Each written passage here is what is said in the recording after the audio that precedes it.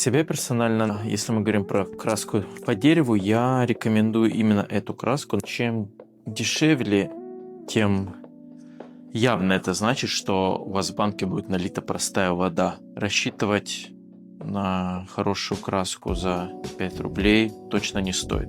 Вот посмотрите, она как сметана, насколько она густая. То есть если производитель добавляет воду, у вас вязкость, но ключевое отличие, то есть самое дорогое во всех красках, это непосредственно у вас либо дисперсия, либо полимерный состав, в зависимости от состава краски. Это то, что непосредственно образует у вас пленку, что мы называем краской, а не просто пигменты.